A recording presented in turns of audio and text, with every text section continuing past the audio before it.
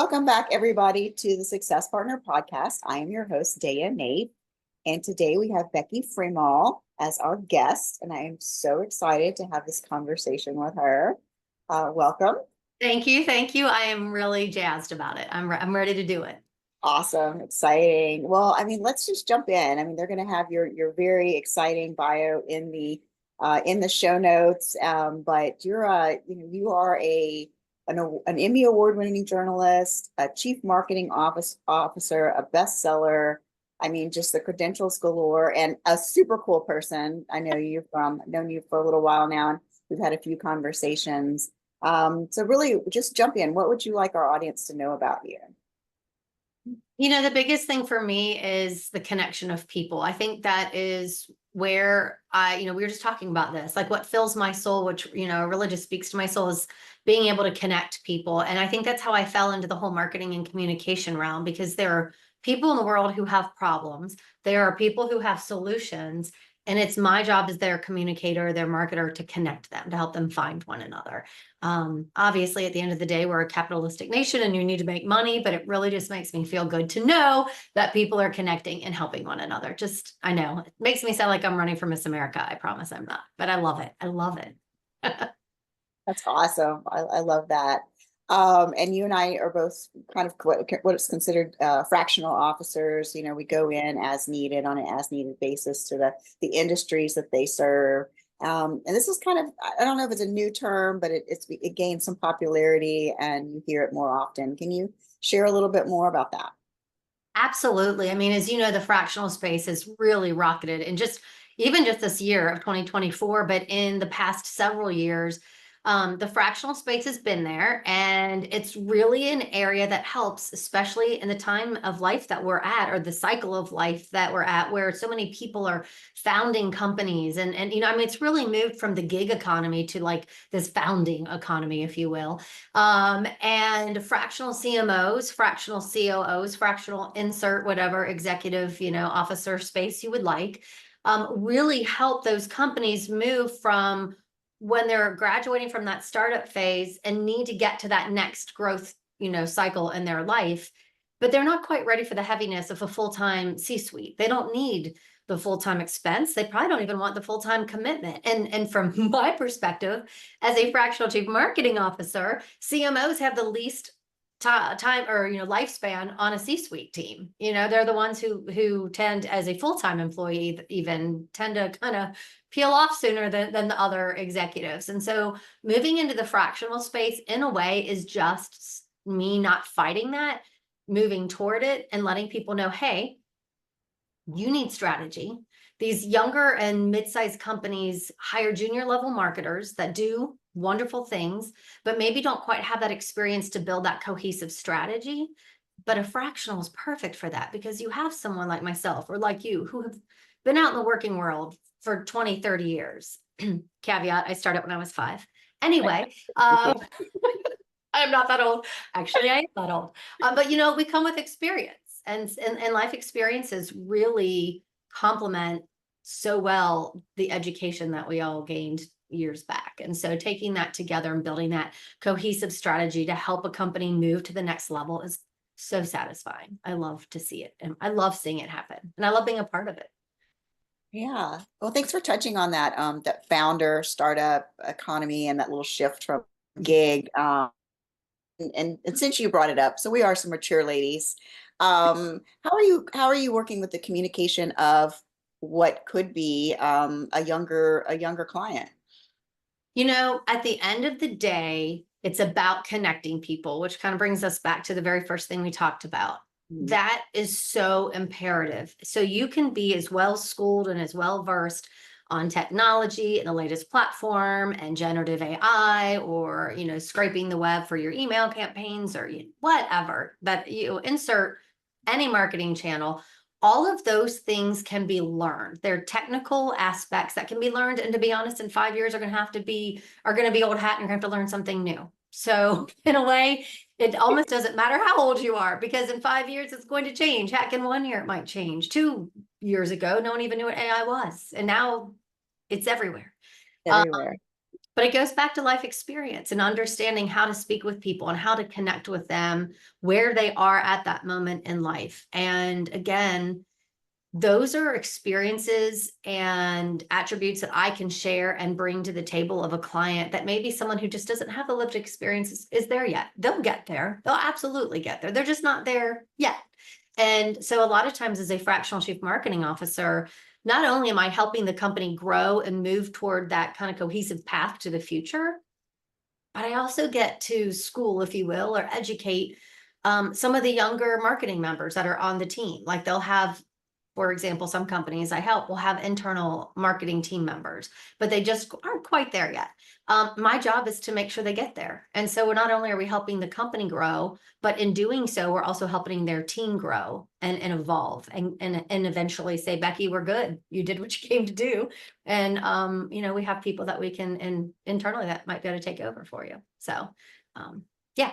So I think technical is just one aspect. You can teach anybody technical. You can't teach character and you can't teach life experience or connection. And that is never going to go away in the world of marketing and communication. And it is never going to go away as long as there are humans on this earth, no matter what aspect you're in.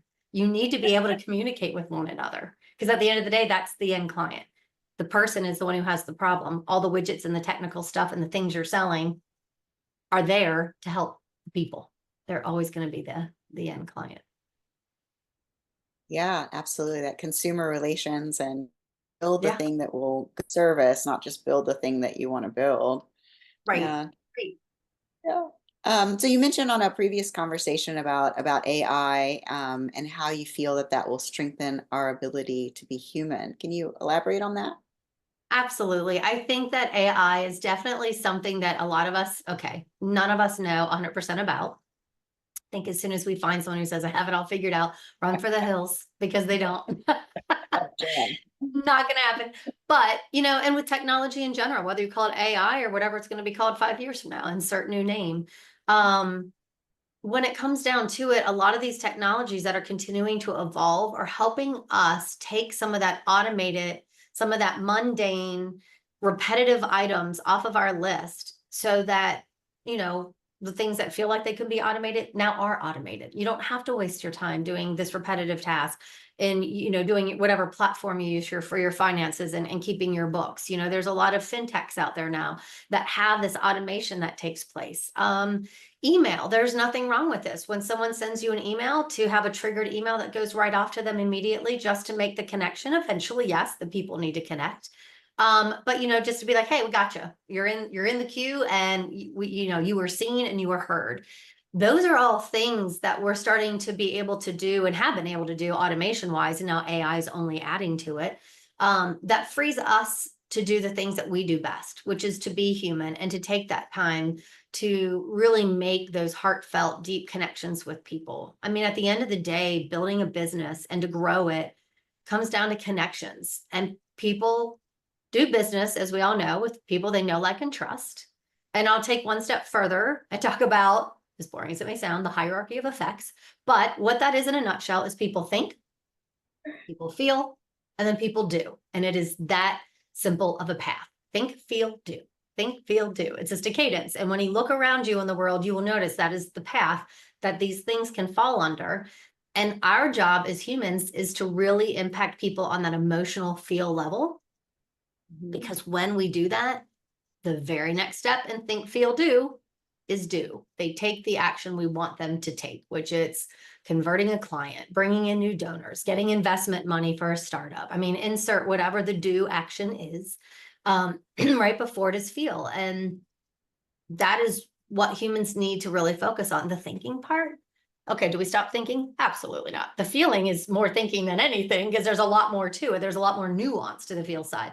But some of the think stuff is just a data-driven, fact-based automation area that you can free up that time with automation and AI so that we can do the human stuff. So I really think AI will help with that. Yeah, I'm a big proponent of AI, using AI ethically and sensibly and with the right proper safeguards. And you wrote a book, I uh, did. of the brand voice, people, and data drive results. Yeah. Wonderful. Can you tell us a little bit about that? Yeah, I mean, the book really goes to everything we just talked about, which is the importance of having that foundation of everything you do, that narrative. How are you showing up as a business or a nonprofit in the world? Be very deliberate and very intentional about it. Make sure that it's simplistic, it's genuine, and it's consistent so that you're not X one day and Y the next, or one day you're posting on social media 5 times a week, and then all of a sudden 5 months goes by and no one hears from you. You want to be the same in each area and for consistency, and you also, for consistency's sake, want your timing and your cadence to be correct. And brand voice really ties all that together. It builds the foundation of your strategy, and then you can really launch your marketing channels from that, because once you know your brand voice, all the different stories can come from that brand voice. Your story for your investors, the story for your customers, the story for your board members. They all of a sudden kind of have that cohesive feel. So they might be different target audiences, but I'm Becky Freemal when I'm talking to my children. I'm Becky Freemal when I'm the fractional CMO. I'm Becky Freemal a few years back when I was an MBA student.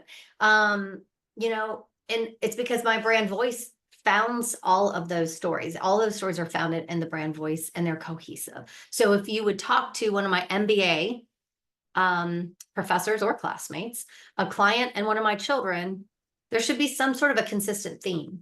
Maybe what we're talking about is different, but who I am in each one and how I show up is very deliberate. And so brand voice is a really big aspect of that cohesive strategy, because then you know who you are and who you want to talk to, and then you know how to do it. Then you can start picking the right channels and picking the right marketing strategy that all beautifully lays on top of that brand voice foundation. Oh, that's amazing. I can so feel your passion. You're talking about like thinking and feeling and whatever. It's like, so we all know that we act on what we feel, but then we use the mind and the data to like justify the Yeah, the there's a decision whole that we make. exactly. You don't want to cut out the data, and you don't want to cut out the people. And that is why I always say you need the data and you need the people to really build that brand voice. Not only do you need the data and the people to build the brand voice, then you need the data and the people to continue it on the rails as you execute and build the channels and the strategy, just to make sure. Because sometimes you might go off the rails, and if you don't realize it soon enough, you're almost too far gone.